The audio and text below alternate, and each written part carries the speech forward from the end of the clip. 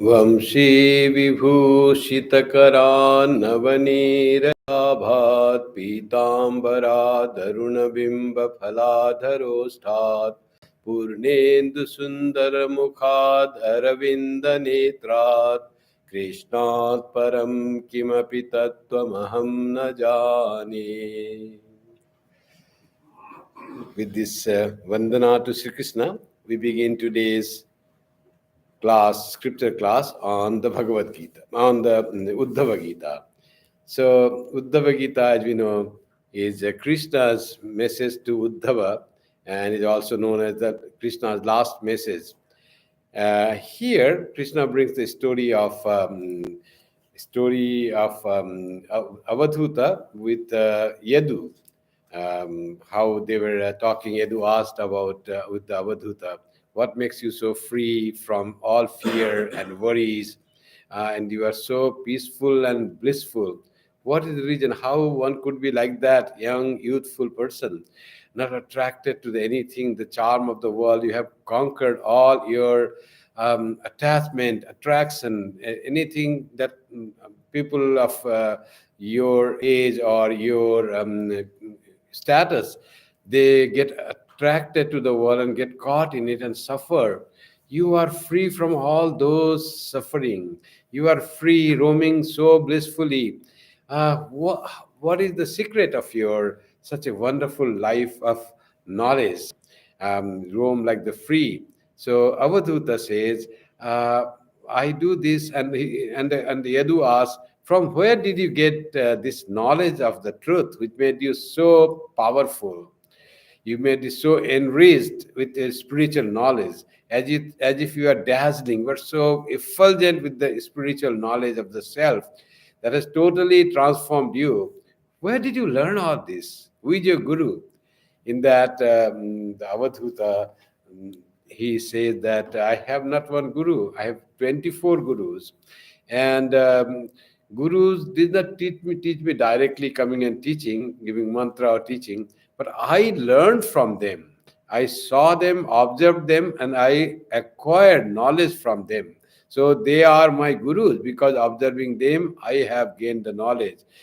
But not like the Guru Shishya, that Guru is saying some things, he says accepting. But Guru's life, observing the life of the Gurus, 24 Gurus, he acquired that quality, that what is special to all these Gurus. In these Gurus are not only human beings, but are animals, insects, even the non-living things. And as we read, two of the gurus we already read about. No, one we read is the Prithvi. The first one is the earth.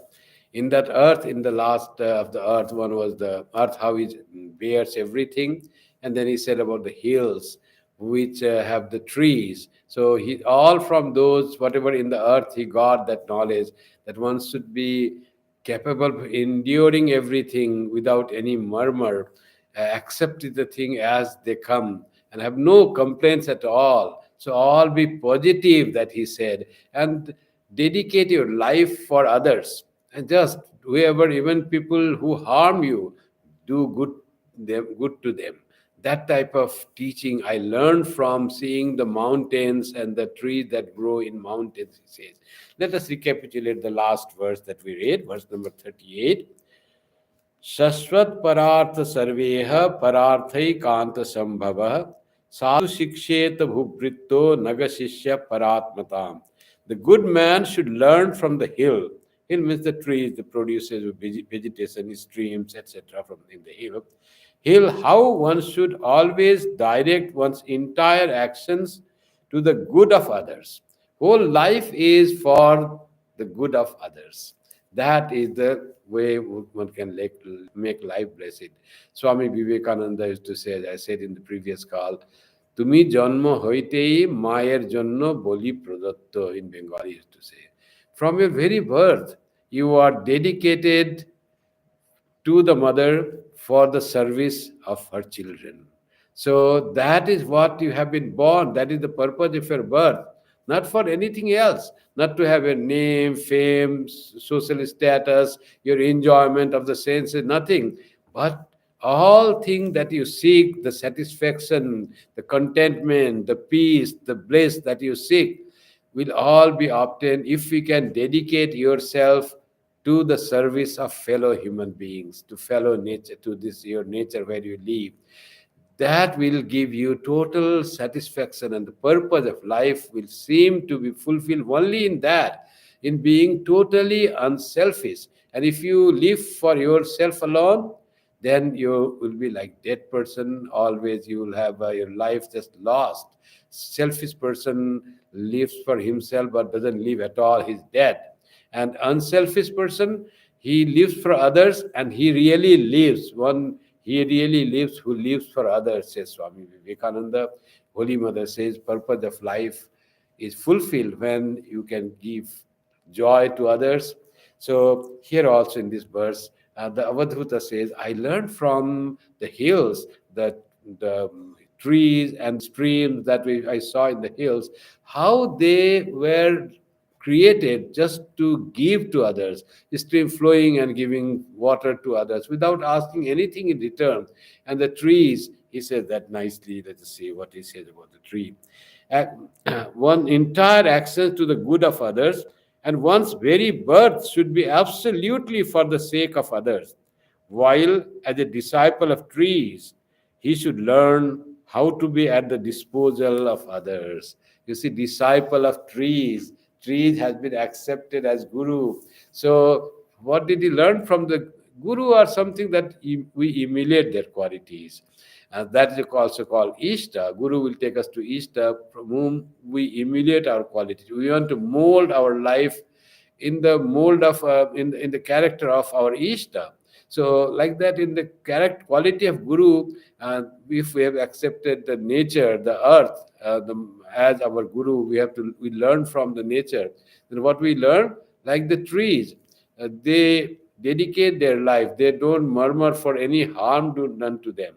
If someone pelts stone to a tree, the tree will give them fruits instead of reacting or taking revenge or becoming angry. So that is the great life of tree. From tree, one can learn this. I have learned this, that life should be dedicated for the sake of others. It is not for oneself.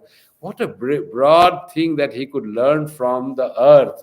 So endurance and unselfishness, and giving everything for others, dedicating one's life for the good and happiness of others, that he learned from the earth, and earth becomes his one of the 24 gurus that we read in the last time.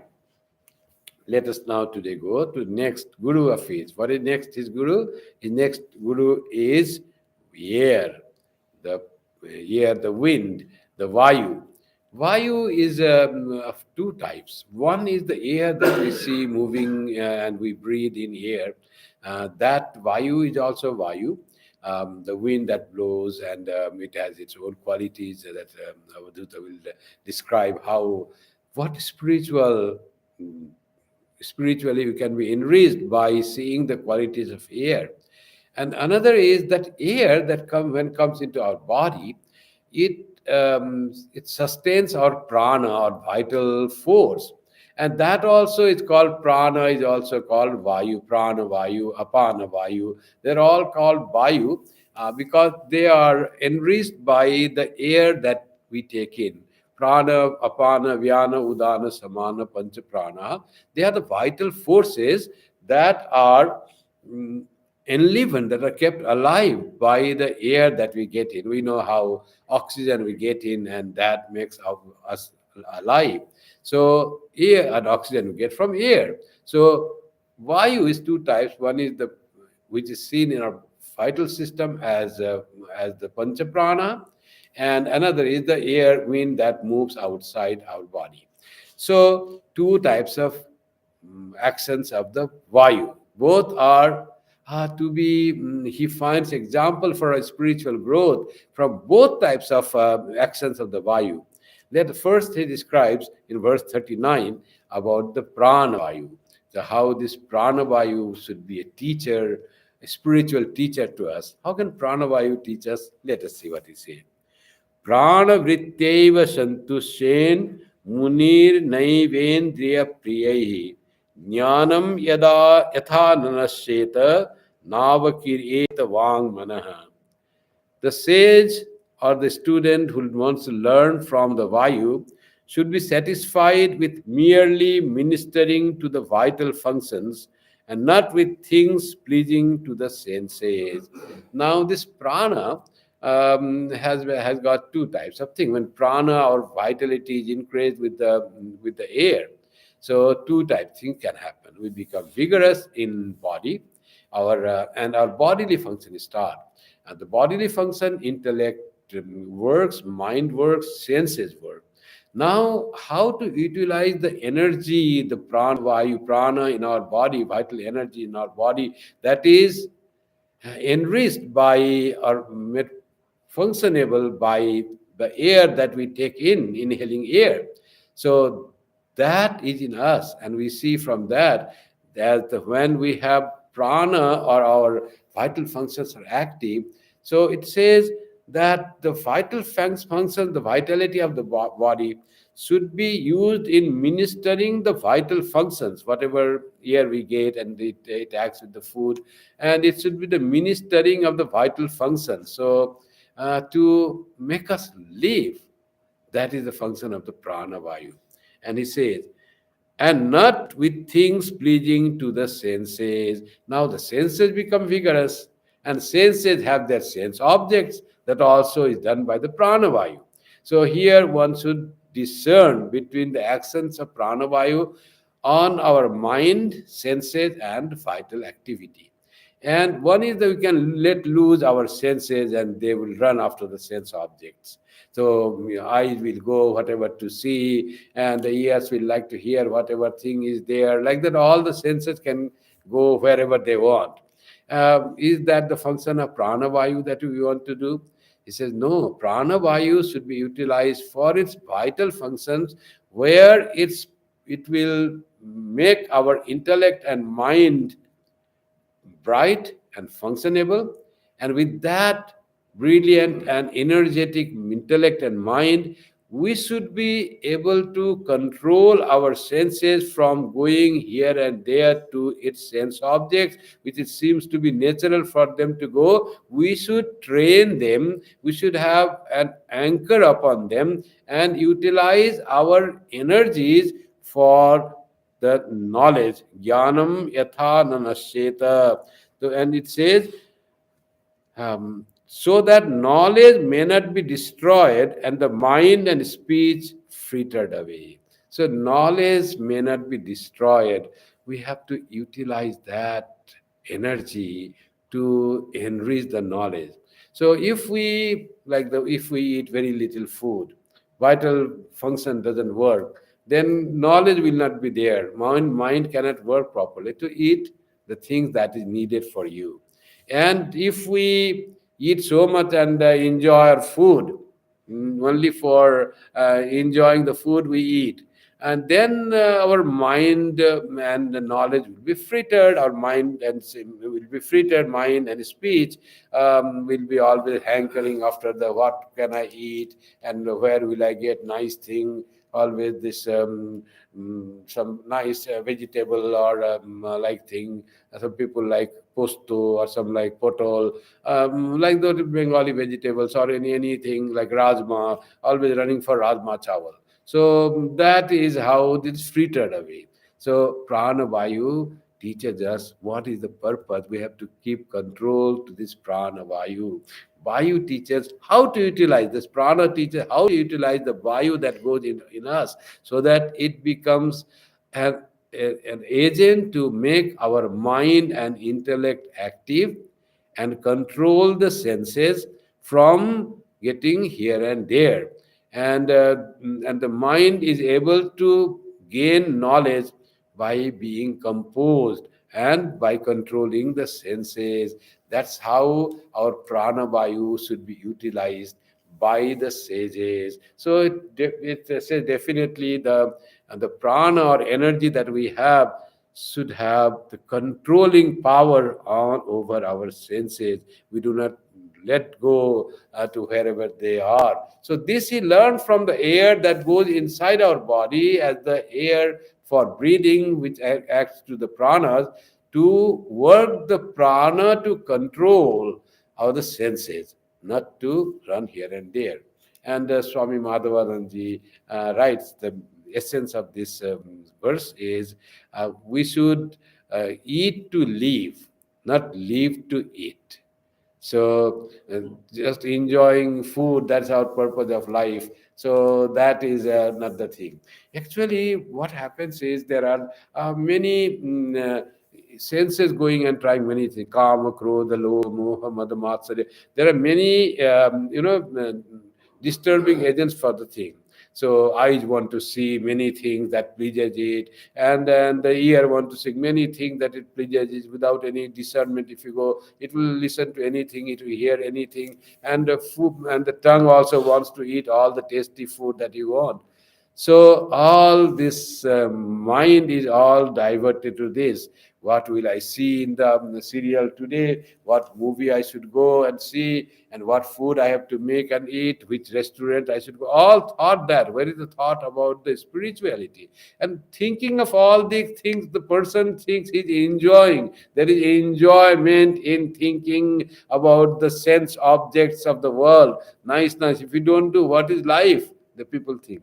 But that is not the life. That they do not give joy, real joy to your soul at all. So if we can control our senses from going that, then only the joy that is in our soul comes out. Otherwise, the joy that is already inside us is just hidden, blocked, and we want to get joy from the things that are outside, in the sight and in the sound.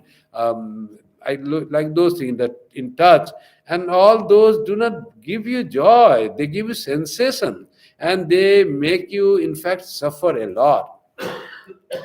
So, and of all these, they say what is most difficult to control? It is the sight or the touch or the taste or the sound. What is most difficult to, at the last it goes, they say all can be controlled. But most difficult to control is taste. This taste for food, this rasana. And the Bhagavatam at another place he say, rasam jite, sarvam jite, sarvam jite, rasam jite. When you control, you have control over the taste, then you know that you have control all other senses. That he might have control other senses, but this desire for to have good food, tasty food, that always remains. You might have seen that most of the people, when they are old and they already have become freed from all things of the world. No, nothing of limits. Kama, Krodha, Lobha, all those are gone. Sometimes Krodha is still there, but mostly it is gone. They don't think of anything like that. But they want to eat the thing that they had in their childhood, what their mother fed. That taste still remains in the tongue. So many years they might have not eaten that. When the mother passed away, they grew up, they became old. But after getting really old and approaching death, that is the last thing they want. People want to have. Can you make that thing that I used to have in our childhood, or my mother used to make the food that mother made, the tastiest food? So that is the thing that remains. Very subtle way it remains. We do not express. We eat different kinds of food. We try to adopt to the places where we go, the food we have there. But the taste food that we had tasted from our mother, it remains in subconscious mind, and when all other senses are subdued, then this taste, desire for this taste comes up. So that is how the old age and last desires that often happen to the people. So jitam rase sarvam jite. When you have control the desire for taste, you have control everything. And that's how we have to control that desire for the taste when we are young and strong. Only then we can control. It will not come at the end. And when the desire for food doesn't come, then what will come when all this desire are gone? only the bliss of God, the thought of God, only joyful thought. Nothing of the worldly pleasure will come. So jnana, that knowledge, will not be destroyed or disturbed by this prana, which strengthens senses. You will have the control over that, and the vang mana, the sound and the mind, will not be able to disturb you if we have control over the pranas. That's how the controlling the prana, it says that the vayu that is there, and the controlling the prana is done only the pranayama, physical process. But better Sri Ramakrishna says mental process, that you can control your prana. He said, by having devotion, you will have kumbhaka by itself. You don't have to do nose, this, that, pranayama, 64, 16, or nothing like that you have to do. You can just have the devotion to God increased, or a deep thought about the self. It is deeper, and the intense thought for the about the self, that all will create pranayama automatic in the body without even physically doing it. And that is the best way, by controlling the mind. And the pranayama already happens. When pranayama happens, when the prana is controlled, ayama means pranayama means control of prana. It will happen by the pursuit of knowledge, or by increasing and purifying our devotion, our love. And it automatically controls the air, as it were, the air that invigorates or energizes our prana, that is controlled by through devotion and knowledge. And when that is controlled, then vang, mana, or mind and body are not distracted, and that will be helpful for to grant us knowledge. Jnanam yatha nanasyeta na avakiryeta na avakiryeta vangmana avakiryeta. It cannot distract the speech and mind, vangmana. So that is how he says about the air taught me that controlling the air that comes in, um, that how we should utilize the energy that is given by the air. So it is about the prana, he says, the first verse. Now, in the next verse, he's talking about the air by air, what he learned from the air. So, spiritual message about controlling the energy, the senses, and the mind, shama, dama. That is so important to be spiritual. And he made it as the learning from the air as making him guru. So, how he brought air's function, vital function of the air, as learning from the air and making it to utilize to control the senses and the mind. So, and this verse 39. So, next verse, verse 40, let us see what he says. विषये स्वाविशन योगी नाना धर्मेषु सर्वतः गुणदोष व्यपेतात्मा न विसज्जेत vayuvat. Now it is the air that is outside, vayuvat. What is vayuvat? The yogi, moving amid sense objects possessed of diverse characters. विषयेषु आविशन नाना धर्मेषु विषयेषु आविशन, diverse character, dharmana dharma. That is the vishaya of different kinds of objects. Mm, the objects, the sense objects, avishan, moving among that. So, yogi, if he loves in the world, he will have to go through all that. He cannot always close the eyes and do the ear plugs in all the 24 hours. They will not do. Generally, people when find disturbing airplane sound, they put the earplugs and no one to sleep. No sound comes to disturb me, like that. But that is not the way.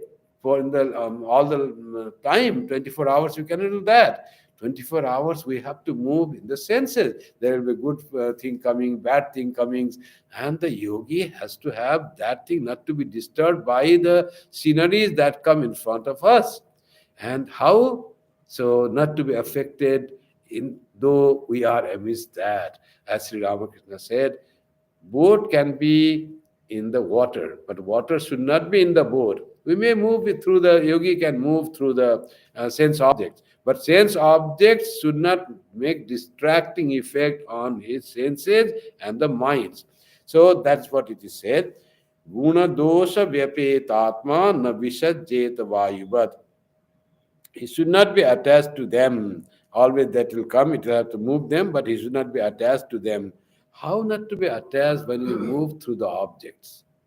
So it is very, they are very sticky, and sense objects are trying to cast like that. It's like the magnet and the iron. That is not the relationship between the sense objects and the senses. They just come and attach, and all the thing happen after that.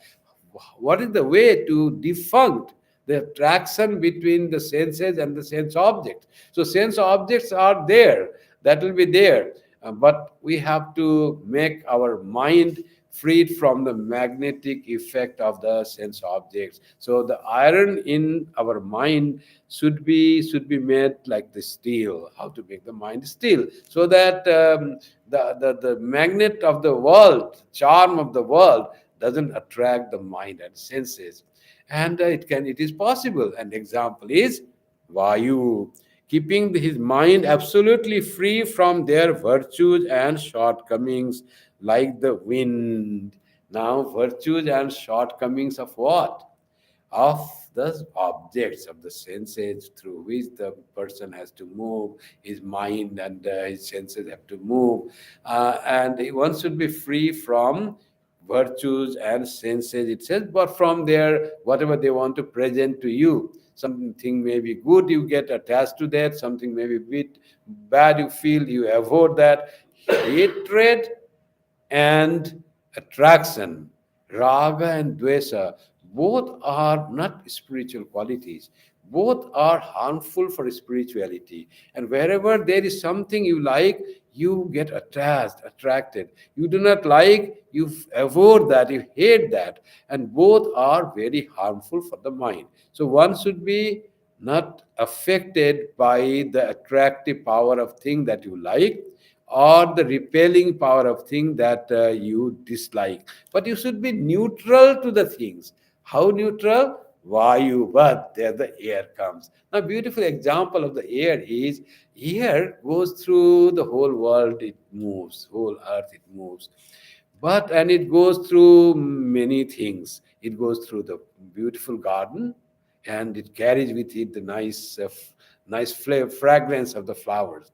And that very air can go through a filthy place and carry the foul smell. But is air really affected by that? So if you feel that, oh, bad air is coming, foul air, the air is not foul. The smell that is carried by air is foul, and air has nothing to do with that. Air is not contaminated by that in the final sense. After some time, the fragrance goes away, and also the bad odor goes away. Air is air as it is. So air is not really made bad by that. It is unattached to the things that it carries. So it neither has that attachment to the good smell, neither it hates the bad smell. It is unaffected by the odor that it carries. So should be a yogi, moving among the senses, among the world, among the different kinds of persons, not to be affected by anything. Attachment and aversion, raga and dvesa, the yogis should be freed. That he said, I learned from air that one should not be affected by the thing that we like or avoid the thing that we dislike, and be established in equanimity. And thing will be like that, he understands. Thing actually, if you analyze thing that is good or bad for you, it is always your own mind's making. Something you think you make, it is good, and it is you who say good.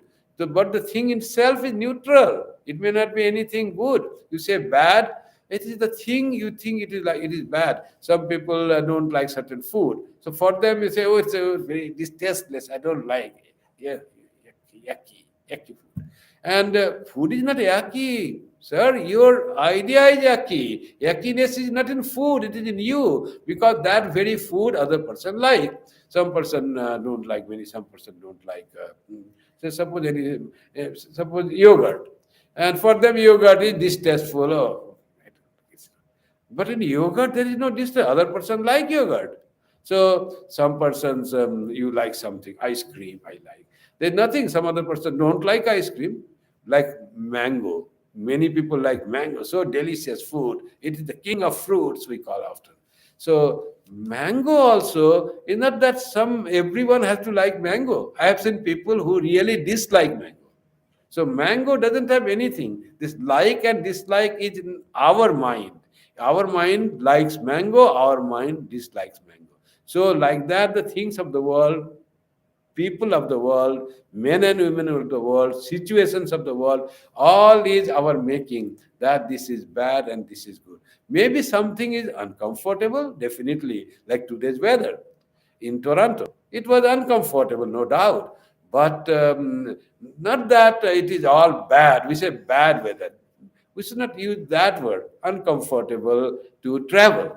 But nature has its own ways. There are the nature when there will be sometimes snow, sometimes rain, and everything has its utility. The snow, from snow we get water, that water makes our fields moist, and the plant crop grows, and the trees become bigger. So all everything has so much utility in nature. So we cannot say that this weather is bad. Weather is uncomfortable for those who travel on the road. Roads are not clear. You cannot travel. You cannot come to the Friday scripture class.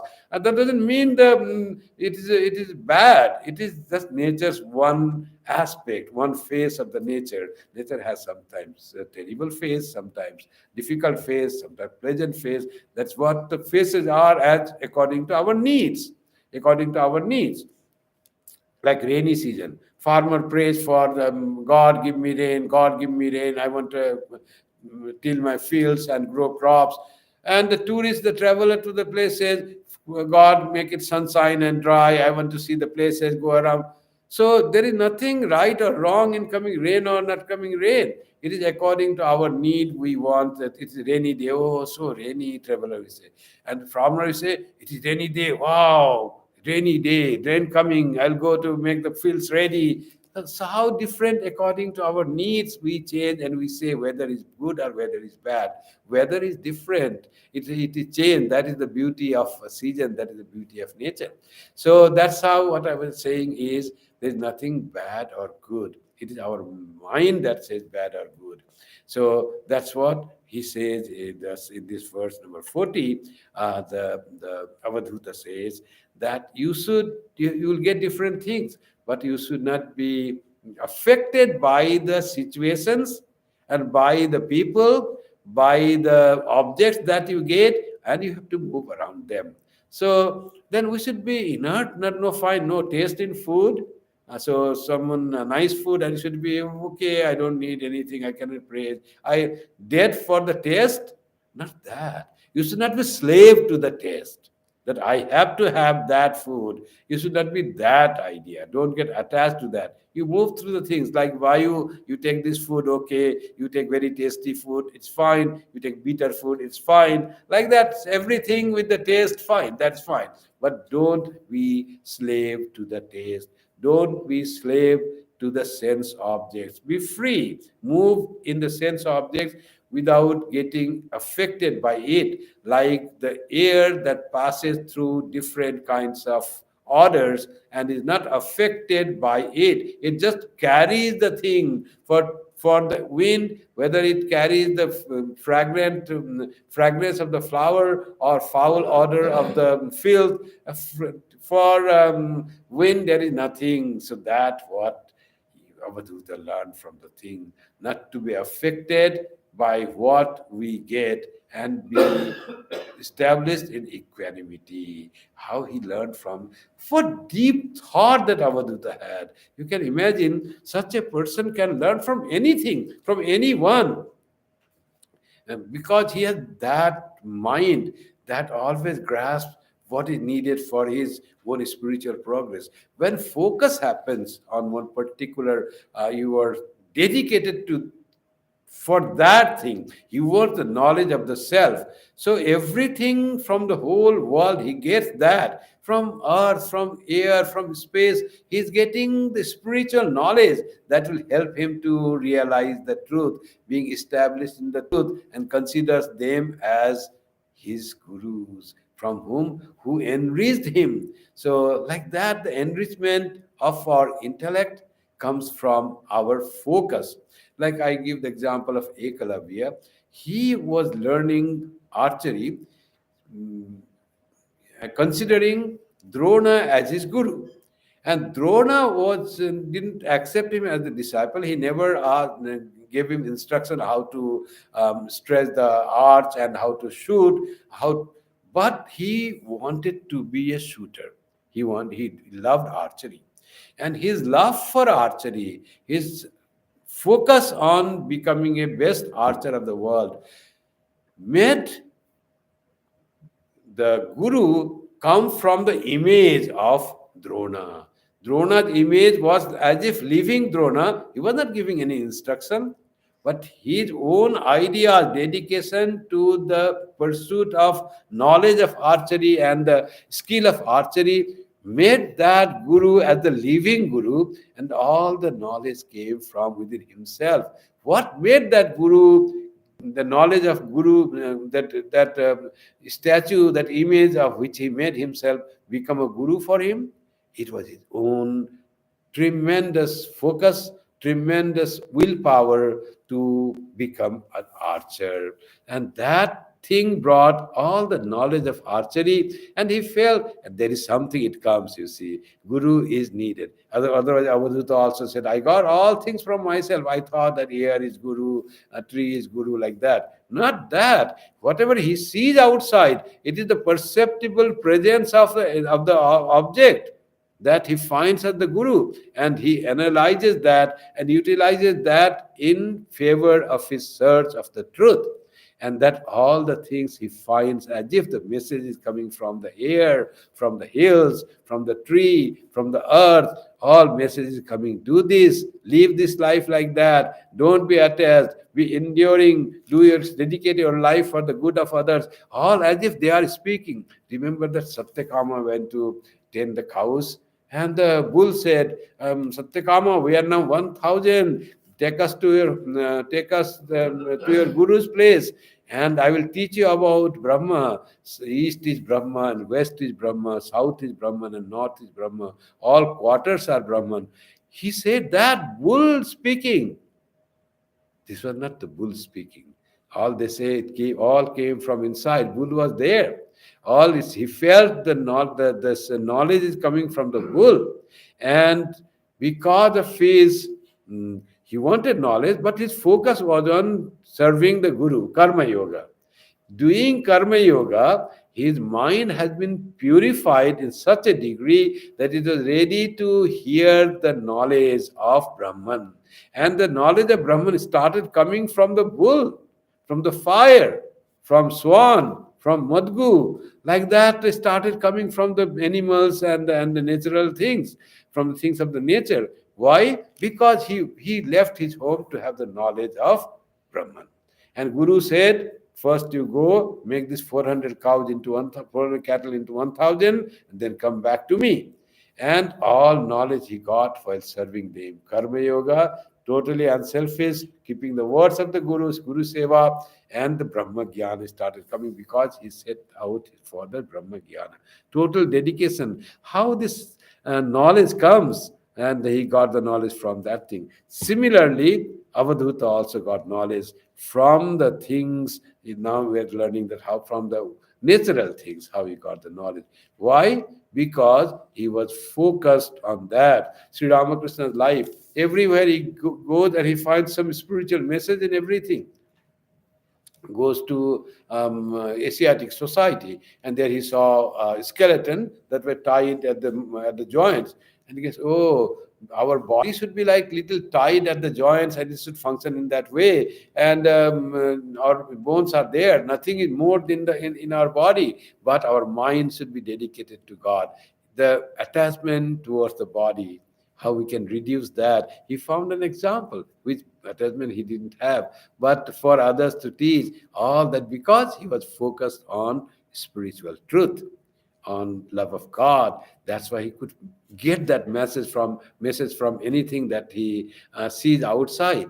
That's what happens to all this. When our mind is purified by thinking of this, by focusing on our what we want to achieve, this focusing our attention to the thing, our endeavor is what is called tapasya.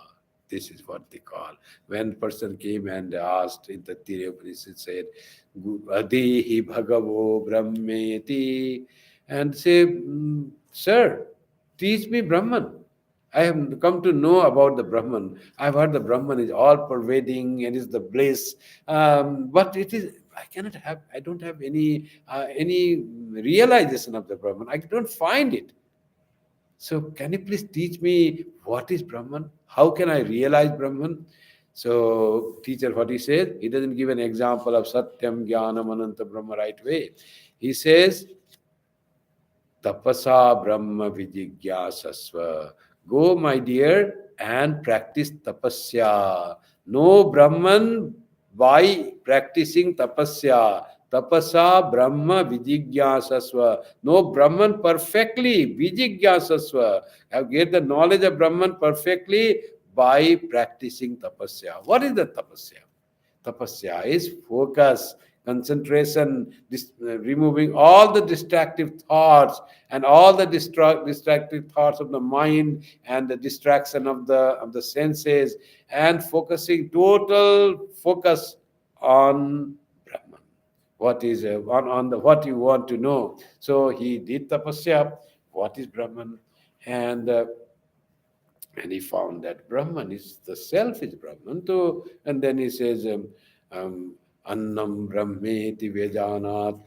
He went there. I didn't tapasya, but what is Brahman not for? The teacher said, Annam Brahmeti Vejanat. The body is Brahman. Body that is made of Anna is called Anna. So, as if body is Brahman, teacher said, fine.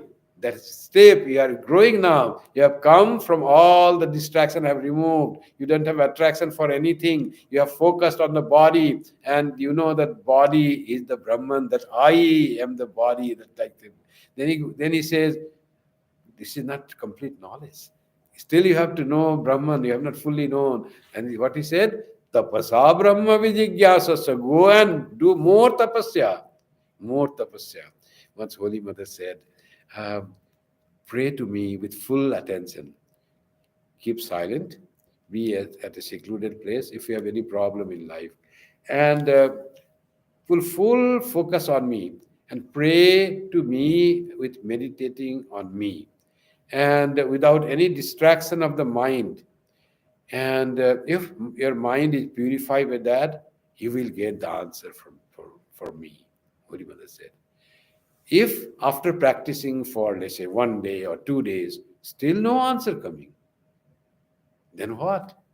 Holy Mother herself says, then know that it is not that I am aloof or I am not listening to a prayer, but your mind has not yet risen to that level of purity that I will give you answer. So practice more, few more days with more intenser tapasya, intenser prayer, and you will definitely get answer. I will definitely give you answer to your problems and remove the obstacles from your path. That I am there, but raise yourself to be able to receive my instruction. So then it will be fruitful. Otherwise, I give you instruction, and what will be the use? I say, so control your senses. Don't be this. Don't be lazy. And we said, okay, mother, okay. And you are not at that level. You have reason to accept that. Still, your laziness has not gone from you. You still are lazy. Oh, mother said, oh, today is okay. It feels so sleepy and tired. From tomorrow, I'll give up laziness and then I will do the practice. Mother has said it. So what is the utility of mother's giving? Nothing done. So tapasa Brahma vijigyasasva. That's what here he found everything giving him knowledge. The air that blows, it was such a message he got from the air of detachment, non-attachment, and equanimity, even moving among the things that are distractor. And he says it can reach to the state that when mind is not distracted by that, the attractive power of your mind, the attractive power of the world, your mind is not attracted to that. Change the quality of the mind from iron to steel, where it is in, if the world, the charming world, has no power to attract it. So that's how you can do that. He says, by from air that blows, from the wind that blows, from the vayu, I learned this, and every one of you can learn. Avadhuta is saying this to Yadu, not just to aggrandize himself, just to make himself in the high level, but to teach to the people, to that knowledge goes for the spiritual seekers, how one would become spiritual and be full of bliss. That was his purpose, because he learned that to dedicate oneself for the good of others from the earth. So that he was saying this when he says. Let us go to the next verse. Parthiveshriva de, verse 41. Parthiveshriya deheshu pravistas tadgunasrayah gunairna yujjate yogi gandhair vayu rivatmatrik.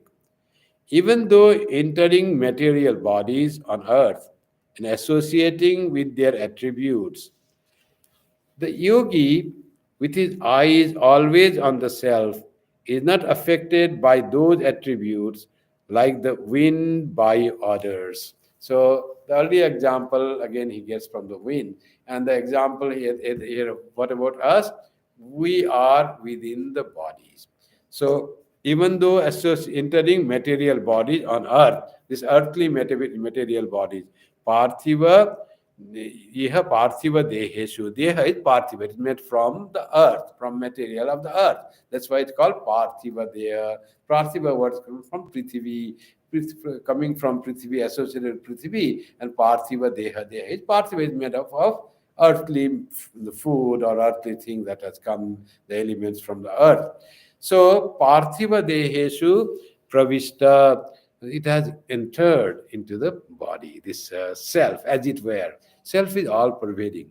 But until we have that realization of all pervading self, till then we think that we are localized here. As Swami Vivekananda says, the human being is infinite circle, whose circumference is nowhere, but center, there is a center, there's one center here. So it is here, the eye sense is here, but in reality he is nowhere. But somehow there is association with the body, that I am this.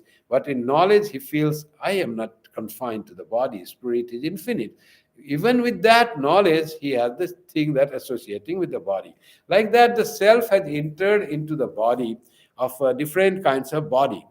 But it should not be affected by the gunayana yujjate, that um, that yogi is not should not be attached or associated with all the gunas, like the gandhai vayu rivatmadrik atmadrik. So one yogi atmadrik, who is the knower of the self, who can see the self, that's called atmadrik yogi, the yogi with his eyes always on the self. The atmadrik means who sees atma, one who has seen Atma, Atmadrik. Drik Dishya Viveka, the see, the what is seen, Drik. So the one who sees, Atmadrik, one who sees the Atman. So Drik or the seer, the Atma, is entered into the body of having different qualities. But he should not be affected by the dharma of the body, but he should remain always detached from the dharma of the body. And Sri Ramakrishna gives the example of that coconut, dried coconut. Dried coconut has, if you shake the dried coconut, it makes the sound.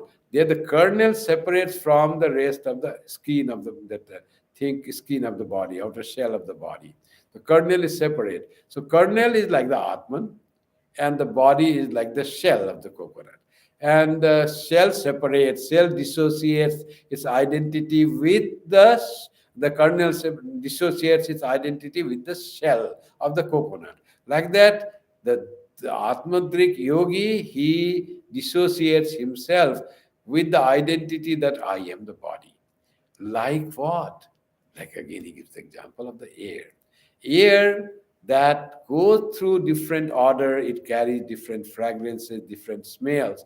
But air is not associated where it flows through, what it carries with it. It is not associated, just it carries, but not actually it is associated or identified. Air doesn't think, oh, I have become so nice by having the fragrance of the flower going through the butchered garden in British Columbia. And nice, I have become, I smell good, and foul, oh, I smell foul. Air doesn't think that way. Air has no connection with that. Totally detached from the identity of what it carries.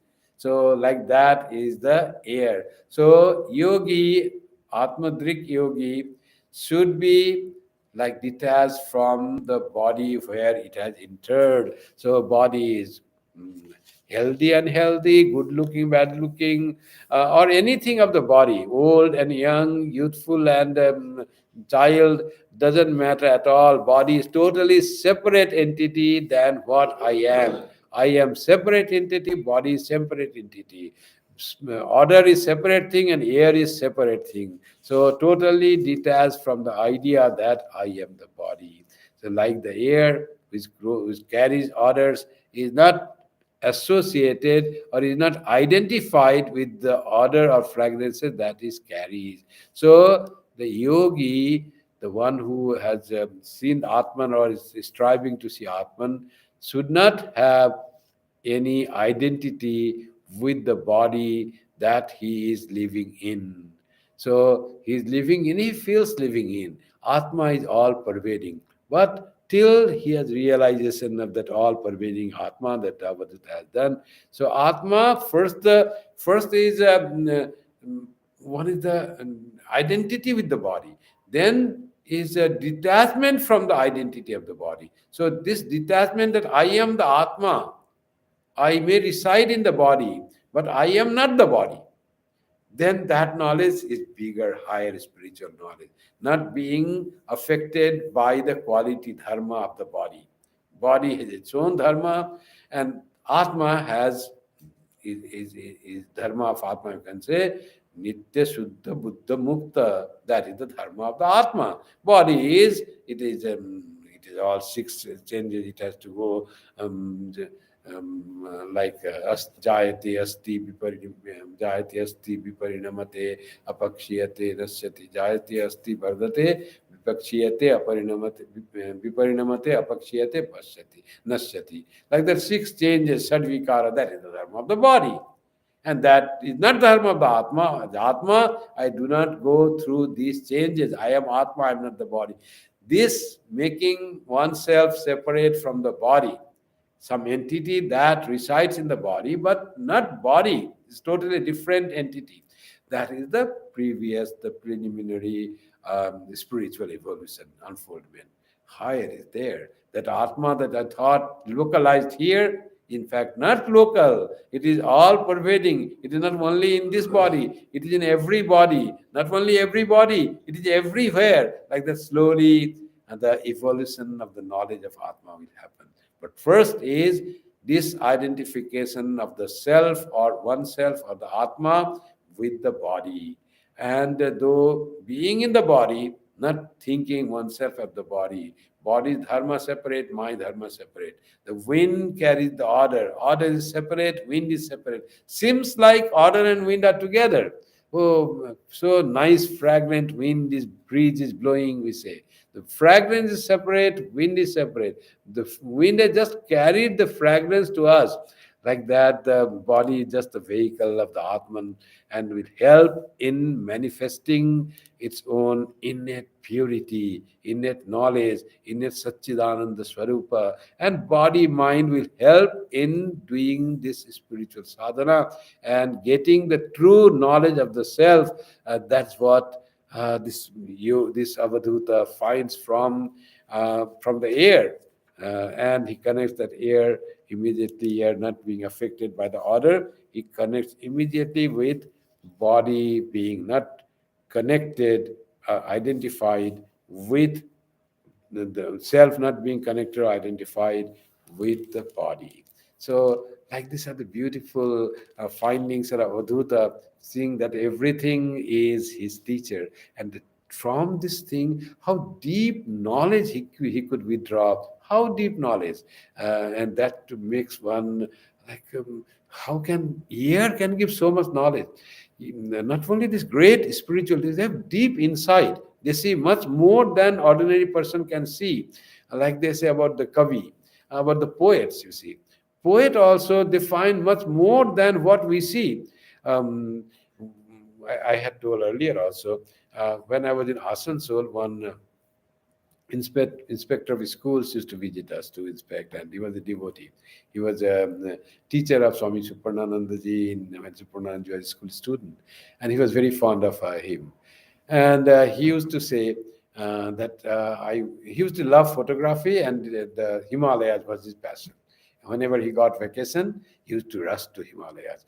And in the morning, when before sunrise, in that minus temperature, he used to go outside when others were sleeping under the big thick quilt. He used to go outside with camera and take the picture and see the mountain and different colors that go through the mountain, and was used to be so happy. And he used to recite Rabindranath's poem. He used to love Rabindranath's poem, Rabindranath's description of the nature. And what he said to me, Swami, I had memorized, I had learned by heart the poems of Rabindranath. I love Rabindranath's poems, Rabindra Giti. And when I saw those mountains, the beautiful scenery, the clouds, then those after one after another, that poems used to come to me into my memory. And I used to charm with and get greater charm. If I had no knowledge of this poem, then I could not have enjoyed the scenery so much. I could have seen, oh, one nice, beautiful sunrise, what a golden color, and I would have gone inside and slept. But that would make me overwhelmed because I could see through the eye of a poet the thing that could be expressed, this way of expression, way of learning, way of knowing the things these poets can do. And God is the poem. Kavim Purana Manusha Sitaram Anoraniyam Samanusmaredya. This God is the poet who can see the thing that ordinary people cannot see. Ordinary people cannot go that deep. That's what the poet is. And here Avadhuta can see so deep into the message of air that it can give tremendous spiritual message of detachment and disidentification of the body. Has this air giving the air that moves? Once he must have thought, got deeper, it is not attached, totally brought into its own self, and got such a great spiritual message of disidentifying with disidentifying from body. So I am not the body. I am separate from the body. I am Atman, body is body. So I have different dharma, body is different dharma. My dharma is Brahman, Satchidananda, and body is a different dharma. It's born, it will die, body is let it go through its dharma. Doesn't matter at all what body changes. Like that thing, one can learn great teacher Avadhuta. So Sri Krishna says this story of this Avadhuta and Yadu Samvada to our Uddhava, and great spiritual message we get from this Uddhava Gita told by the Krishna. With this, we close today's scripture class. We couldn't come today because of bad weather. We thought and it's going to be, they say icy. Maybe it was snow all the day, so it was good. And temperature also had gone very low. They say minus 27 with wind chill now. So it is better that you are in the warm of your home. Enjoy your evening, and thank you for joining the scripture class. And next Friday is our Christmas vacation. So next Friday we'll not have scripture class. December, what is December that time? And after that we'll have again I think Gospel of Sri Ramakrishna in January. So for next time, next Friday, there this scripture class will be off. That day will be off. Now we close today's class by the closing chant. Om Shanti Shanti Shanti Hari Om Tat Sat Shri Ram Krishnarpanamastu Jananim Saradam Devim Ramakrishnam Jagadgurum Padapadme Tayo Shritva Pranamami Muhu. Good night.